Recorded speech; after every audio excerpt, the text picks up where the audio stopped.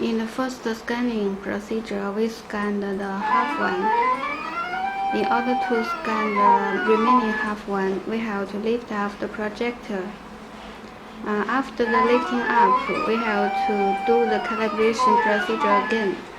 After the calibration, then we can start the scanning again for the remaining half.